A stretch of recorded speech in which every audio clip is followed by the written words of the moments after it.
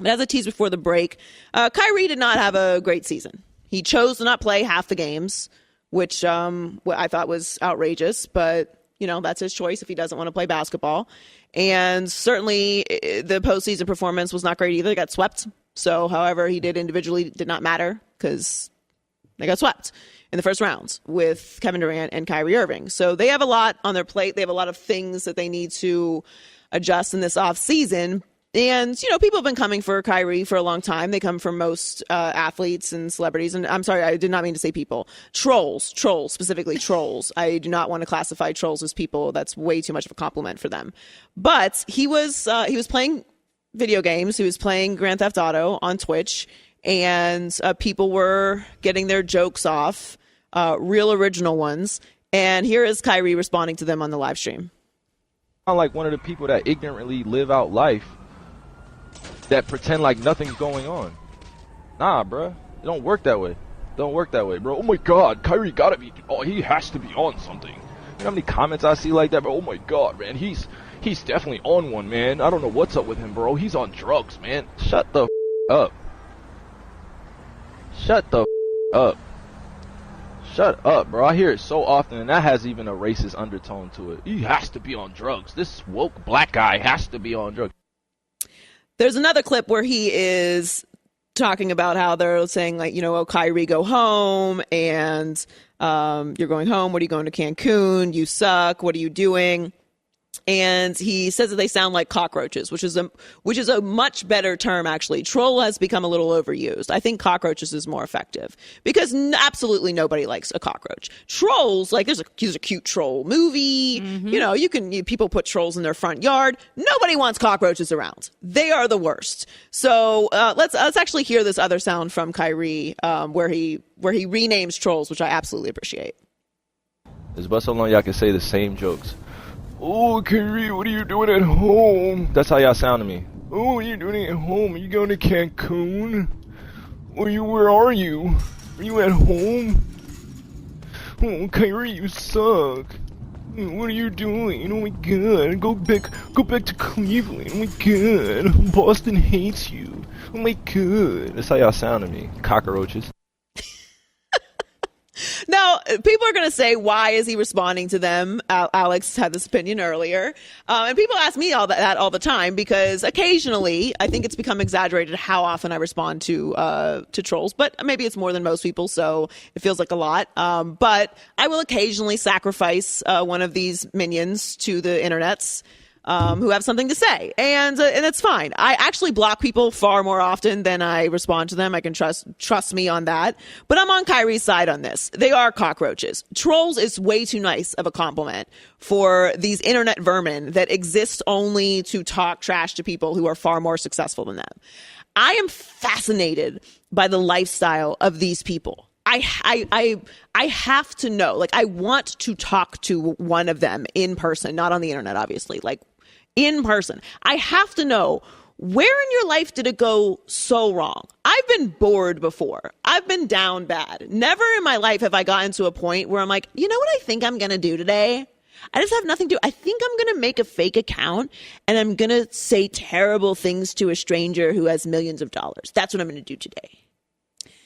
Not only today, but they make it their job. No, it's their lifestyle. It's like a whole way of life. I just want to know, where did it go so wrong? Because you can dabble in some things, but that is a real lifestyle choice, being an internet cockroach. Yeah. That's crazy to me.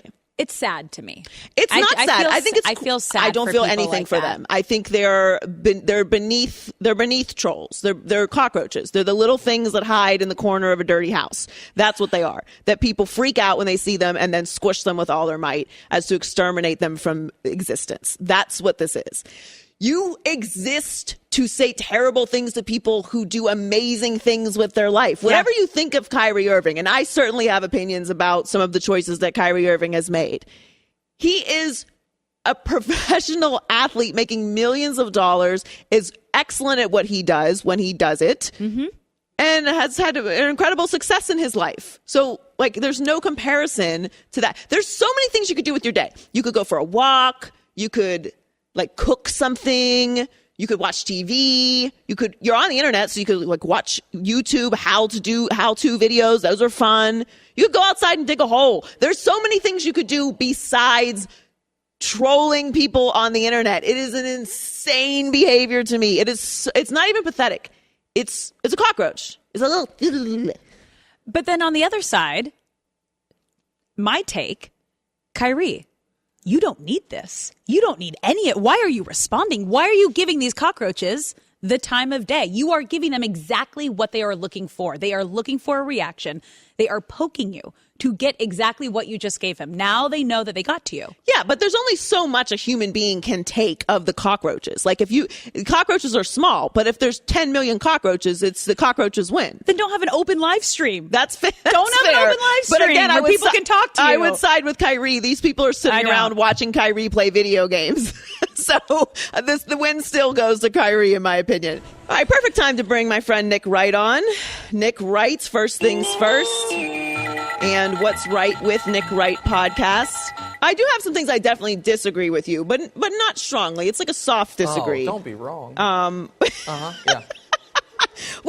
I'll start with Harden last night, obviously. So even though it was to the demise of my Heat, I enjoyed watching James Harden be old James Harden again. I liked seeing the excitement. It was fun to watch as a basketball fan. I can take away my Heat fandom for a moment because I think they'll win the series anyway. And I anticipated that James Harden would be Miami James Harden, which, as we know, is a different environment than Philadelphia. But were you surprised that James Harden reverted back to what he's been for the rest of the series last night? I mean, I was surprised it was as bad as it was for Harden and the Sixers as a whole.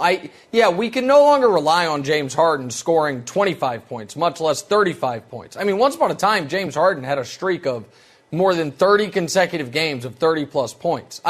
This is a guy who 23 times in his career has scored 50, 4 times has scored 60. And now if he gets half of that, we're like, wow, what a game.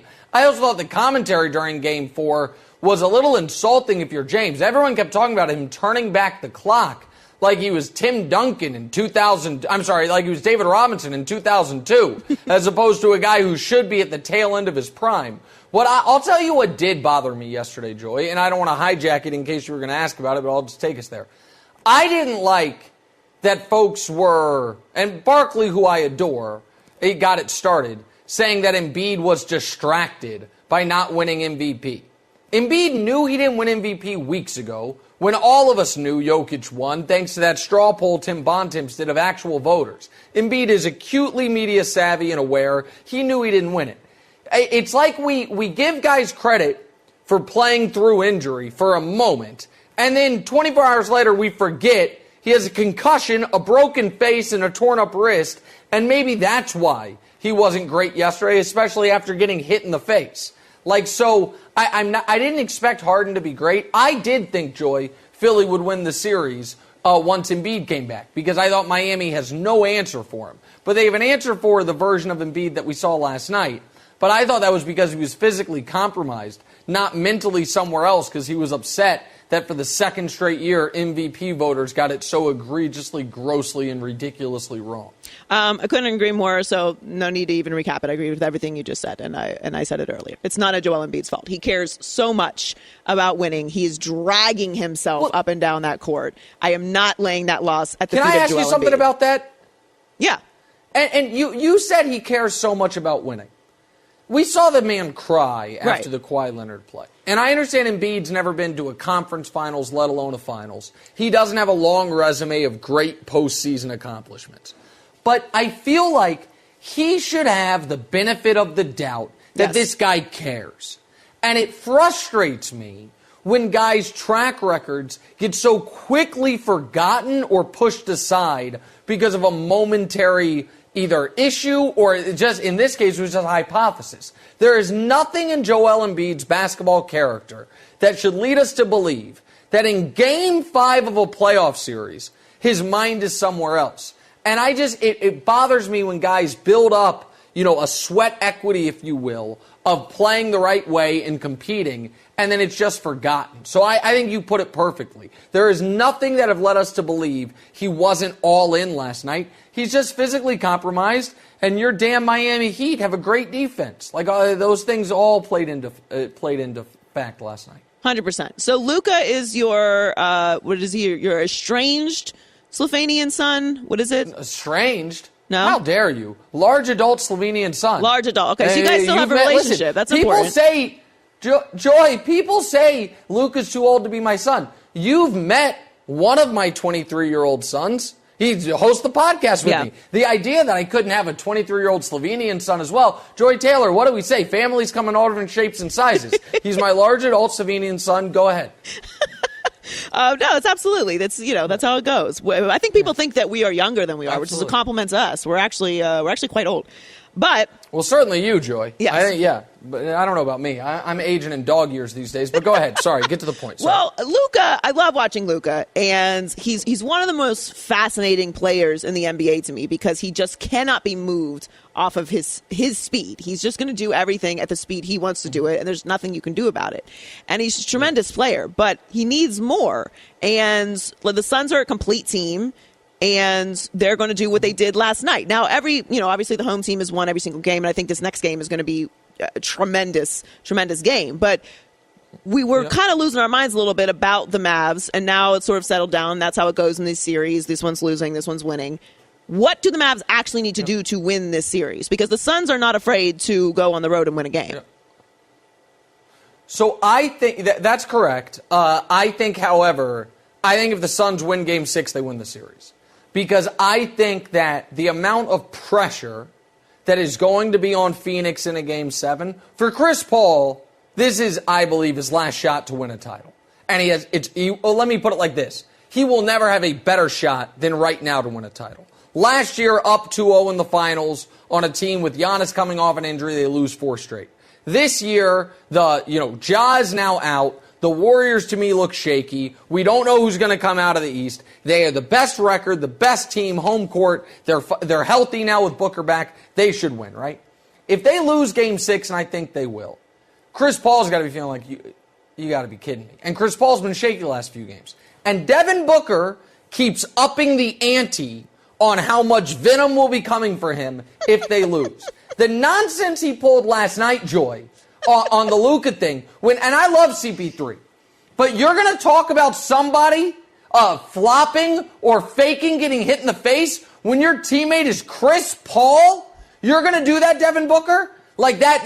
And so if Luka wins the next 2 games, and the one thing the Mavs do have is the best player in the series, by far, that little show Devin Booker did last night is going to follow him a bit. To answer your question directly, what do they have to do? In Game 6, they need their, Reggie Bullock, don't go 0-for-5. Spencer Dinwiddie show up to 1 game this series. The role players have to help in Game 6 at home. And then in Game 7, they'll simply need an all-time great performance by Luka Doncic. He will have to go 40 points, 15 rebounds, 10 assists in a Game 7 on the road, and I think he can do it. But Game 6, they need the role players to step up. So you have Knicks Club Superstar. We are both party people. So this sounds like a fun club. Yeah. We are. You mentioned Devin Booker, who I don't understand why you have a beef with him. But I don't have a problem with this club's, the lists to get in the club. I generally don't like to go to places that have lists. It's a lot for me. I'm more of a dive bar girl. But occasionally I will attend something that you have to be on a list for. Such a lie. It's not true. What a lie. I go Why to stuff with lie lists to all the America, time. Joy Taylor? Because I do also enjoy a dive bar. I've gone out with Alex. We don't go to bougie places. We also don't discriminate against places you go out to. If it's a fun time, we're going to have a good time. But yes, we'd like to have a conversation. You want to be able to hear the person you're talking to. Have a good time. Don't tell him my business, Nick. Don't tell him my business. We're talking about Club Superstar I'm not going to tell. Listen, Dr. Joy Taylor, I'm not going to talk anybody's business. I'm simply going to say the idea that Dr. Joy Taylor doesn't show up to a place, walk right to the front of the velvet rope and say, my name's right there, excuse me, that's nonsense. That absolutely. Now, you might also go to Dollar Pabst on Tap night occasionally, but let's not pretend that the other doesn't happen. Now, if you would like to talk Club Superstar, we can. The rules for Club Superstar are 1 in, 1 out. If you think Devin Booker should, I just let Jason Tatum in. had to kick out poor Anthony Davis. He got kicked out. That's fair. So it's Ja, Giannis, LeBron, Dame, Kawhi are up there. You have Embiid, Steph, KD, CP3, Luka, Jokic. Jokic is kind of sad in the MVP room all by himself, but he has his trophies to keep him company. And Tatum just got in. It is a 12-person fire code maximum. There's the most people we can have. So if you want to put in Devin Booker, I am putting it on you. Who are you kicking out? Okay, so I can't have more than 12. We're not making exceptions. I like the limit on the club. You know, it's a very exclusive club. It should be an exclusive club for superstars. I'm 100% with you on Anthony Davis being kicked out, but kind of in the same space as Anthony Davis, I feel like, and I adore Kawhi Leonard. We have not seen him play basketball in quite some time, so I feel like that's arguable at this point. I do think he has some things to prove after not playing basketball for quite some time, and I love Kawhi. But I would actually argue that Booker should be in before Tatum. Booker's played in the finals. Tatum hasn't taken his team to a final. So I would argue that he should be in because of that. I'm not outraged at any of this. Okay. No, it's all fair. Kawhi and Dame, because they were such long, well-spending, well-behaving patrons of Club Superstar, we're giving them a 1-year amnesty. Okay. They were excellent in last year's postseason. Kawhi was great in the playoffs last year, and then he tore his ACL. Dame was dropping 50 points in the playoffs last year, or 40-plus points, and then he had a tough year, mostly due to injury. So they have to earn their keep next season, but we're giving them a 1-year amnesty. Tatum versus Booker is an interesting one. I think Tatum's a better defensive player. Booker has been to a NBA Finals. Tatum, on the other hand, has been to the conference finals 3 times, and Tatum's never been on terrible teams. Booker was the centerpiece of terrible teams every year until Chris Paul walked into his life. Now, the question, I think, is going to be, if the Suns make the finals this year, will Booker get in above someone like Dame, or does CP3 walk out? Is so you're Booker still going to keep point, Tatum the best in? player on the Suns? You're still going to keep Tatum in if Booker goes to the finals again? Tatum's earned his way in. Well, you can't just let Tatum in and then immediately make him leave. No one will want to come to the club and let you in and then be like, no, you got to leave. He just got in. He got in 10 minutes ago. He outplayed Kevin Durant in a playoff series. Sometimes you act a fool and you got to get kicked out. Yes. No, listen, the whole genesis, I got to tell you this much right now. I'm like you, Joy. I'm not that worried about Twitter attacks. However, the whole genesis of Club Superstar was folks that I was too hard on Jason Tatum because I wouldn't name him a superstar. I had a whole painting commissioned to honor Jason Tatum. I'm not immediately going to kick him out. He outplayed Kevin Durant in a playoff series. He's playing eye-to-eye with Giannis right now. He's earned his way in. Jason Tatum, congrats. You're one of the 12 best players in basketball currently. He's earned his way in. If Booker earns his way in, we'll see. Not sure who's going to leave, though. I got to say, Nick, I never thought that you, of all people, would succumb to peer pressure from Twitter. It's not Nick Wright. It's not peer pressure. Being influenced I can only take so much. by the Twitter cockroaches. I've got George Karl calling me ugly. I got Kevin Durant calling my takes trash. I got a lot. I got the whole New England area attacking me. You got to go along with the to city something. of Denver. It's a lot, Joy. It's fair. It's a lot. Sometimes I just need a break. It's fair. I hear you. There's at least one entire city mad at me per day, so I hear you.